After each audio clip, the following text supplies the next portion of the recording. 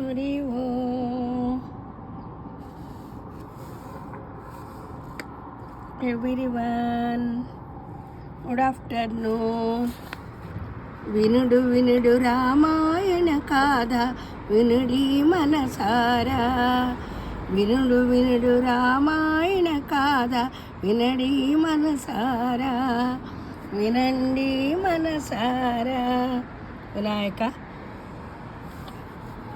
First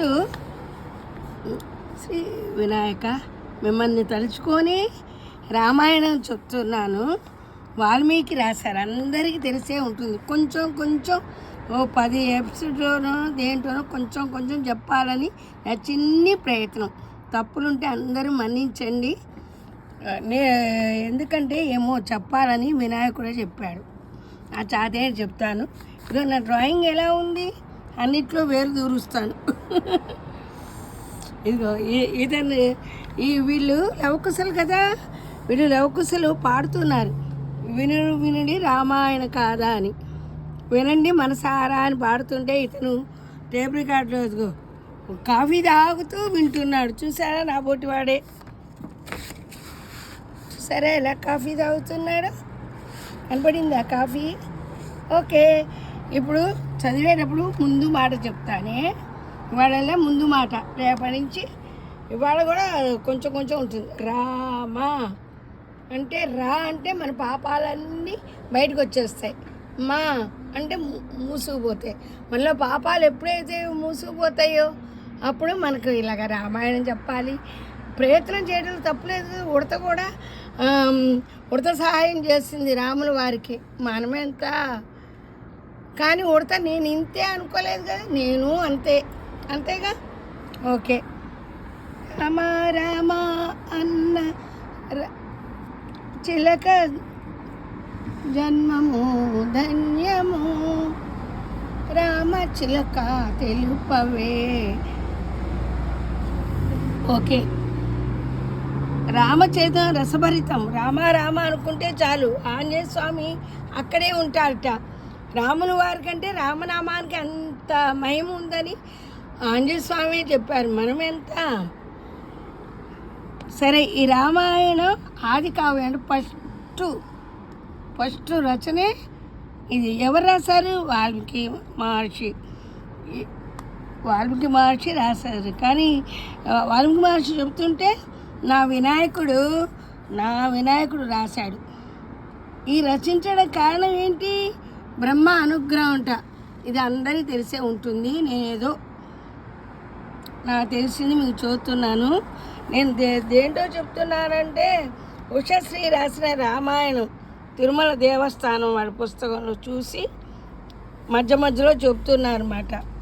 తప్పులుంటే మన్నించండి. సరే, ఈ కావ్యాన్ని వాల్మీకి మహర్షి ఎక్కడ రాశారట?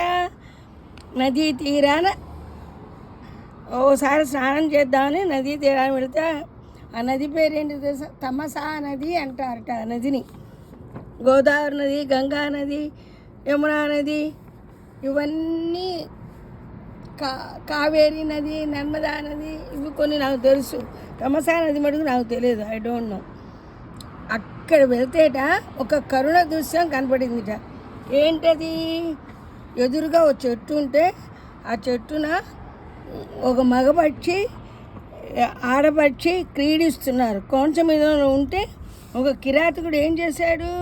బాణంతో కొడితే ఆ మగపక్షి గిలగిలా తన్నుకొని పాపం కింద పడిపోయింది.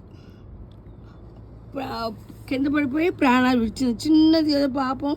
అప్పుడు ఆడపక్షి ఏడ్చేసింది పాపం. అయ్యో, నా ముందు నా మగపక్షి ఇలా అయిపోయింది అని.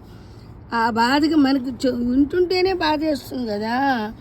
ఆ బాధగా మహర్షి హృదయం కరుణతో ఆర్ద్రమైంది. అంటే మనలాగా ఆయనకు కూడా ఏడుపు వచ్చేసింది. ఆయన హృదయం ఎప్పుడైతే ఏడ్చిందో తనకు తెలియకుండే వాడు మహాత్ములు, అందులో బ్రహ్మ అనుగ్రహం ఉంది కాబట్టి వ్యాసవానికి అమ్మడే తన నోటితో ఒక శ్లోకం వచ్చింట. ఆ శ్లోకం మీకు తెలుసా? మా నిషాద ప్రతిష్టం త్వా మగమ శాశ్వతి సమా. యత్ క్రోంచ మిథునాదేక మౌది కామమోహితం. అంటే పాపం పీడిస్తున్న సమయంలో ఇలా కొట్టావు, జంటలో ఒకదాన్ని చెప్పావు, నువ్వు ఎక్కువ కాలం జీవించవు సుమా అని చెప్పి ఆయనకు తెలియకుండానే ఆ శ్లోకం వచ్చేసింది. అంటే మనం పాపం చేసినా పుణ్యం చేసినా మనకు తెలియకుండా రెండు అనుభవించాల్సిందే. అది మనకు పాపం అని కూడా తెలియదు, అయినా సరే అనుభవించాల్సిందే. అందుకే తెలిసి తెలియక పాపాలు పుణ్యాలు చేసినా కూడా అన్నీ భగవంతుడే అర్పించాలి. అప్పుడు ఆయనే చూసుకుంటాడు, నా వినాయకుడే చూసుకుంటాడు. కర్మణ్య అధికారస్తే మా అని ఉంది కదా భగవద్గీతలో. శ్రీకృష్ణుడు చెప్తాడు కదా అర్జున్తో, నీ పని నువ్వు చెయ్యి, ప్రతిఫలం ఆశించదు, ఏ విషయం కూడా ఆశించకూడదు. ఇప్పుడు మనం రామాయణం చదువుతున్నాను, నాకు రాదు అయినా చెప్పాలనిపించింది చెప్తున్నాను. అది నా నా వినాయకుడే నువ్వు చెప్పమంటున్నాడు, లేకపోతే నేను చెప్పలేను. అది దీంట్లో అర్థం కూడా ఉంది మాట. అప్పుడు ఆ శ్లోకం ఎప్పుడైతే చెప్పాడో ఆయన ఎదురుగా బ్రహ్మ ప్రత్యక్షమయ్యాట. ఈ కథ వింటుంటే నాకు కూడా అదిగో బ్రహ్మకమలం పక్కనే ఉంది చెట్టు, ఇదిగో చూడండి బ్రహ్మకమలం చెట్టు చూసారా, ఆ బ్రహ్మ వచ్చేసాడనమాట. వచ్చేసి నీ నోటి నుంచి సరస్వతి వెలువడింది, ఇది నా సంకల్పము, నువ్వు రామాయణం రాయి, అది భూతలంలో శాశ్వతంగా ఉంటుంది అని ఆజ్ఞాపించాట వ్యాస మహర్షి. ఓకే,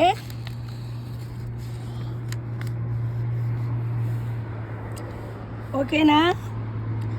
ఇది చదవడం వల్ల ఏమొస్తుంది మనకు? రామాయణం చదవడం వల్ల ఇది అందరికీ తెలిసిందే. కానీ మంత్రం అస్తమాన జపం చేసుకుంటే ఆ శ్లోకానికే ఆ పదానికే మంత్ర బలం వస్తుంది.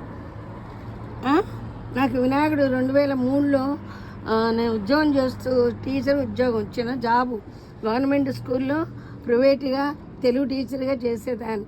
ఆ టైంలో అమ్మ బాబాయ్ నేను ఉద్యోగం చేస్తే బస్సు వెళ్ళిపోతున్నది, మళ్ళీ 200 పెట్టుకొని ఆటోలో వెళ్ళాలా, నేను పూజ చేయను అన్నాను. అప్పుడు వినాయకుడు కనబడి నాకు ఈ శ్లోకం చెప్పాడు. మీరు నమ్మినా నమ్మపోయినా మీకు కావాలంటే తణుకులో భారతీయ విద్యాలయంలో చేశాను. 40 మంది టీచర్స్ హ్యాండ్ రైటింగ్ నేర్పాను. వాళ్ళని కనుక్కుంటే మీకు నేను నిజం చెప్పానా అబద్ధం చెప్పానా తెలుస్తుంది.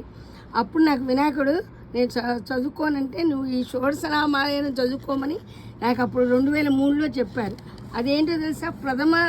ప్రథమం బాల విఘ్నేశం, ద్వితీయం తరుణో భవేత్, తృతీయం భక్త విఘ్నేశం, చతుర్థం వీర విఘ్నకం, పంచమం శక్తి విఘ్నేశం, షష్టం ధ్వజగణాధిపం, సప్తమం పింగళం దేవ, అష్టమో శిష్టనాయకం, నవమం విఘ్నరాజం స్యాత్, దశమం క్షిప్రనాయకం, ఏకాదశం దుహేరమ్మం, ద్వాదశం లక్ష్మీనాయకం, త్రయోదశం మహావిఘ్నం, భువనేశం చతుర్దశం నుత్తాంక్యం, పంచదశం షోడశోద్వగణాధిపం, గణేశోర్సనామ ప్రయత ప్రాతరుద్ధిత సంస్మరే సర్వకుశలం సప్రియాతి న సంశయ.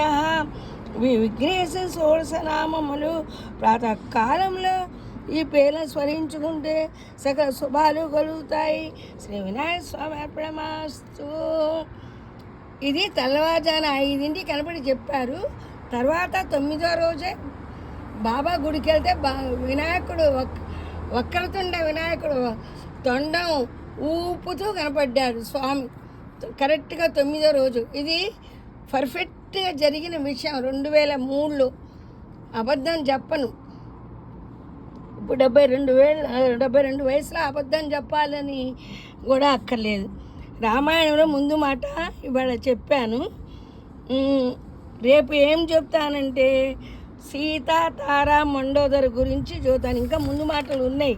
ఇవన్నీ చెప్పడానికి 2-3 రోజులు పడతాయి. తర్వాత కొంచెం చెప్తాను, మీరు ఆదరిస్తారని భావిస్తాను. సీత తార మండోదరి వీళ్ళ గురించి తెలియని వాళ్ళు ఎవ్వరూ ఉండరు. కానీ వాళ్ళు కష్టపడ్డారు, ఎంత కష్టపడ్డారో వాళ్ళ గురించి మీకు రేపు చెప్తానే. ఓకేనా? బాయ్, ఉంటాము శ్రీదేవి. మీరందరూ ఆదరిస్తారని నేను తలుస్తాను.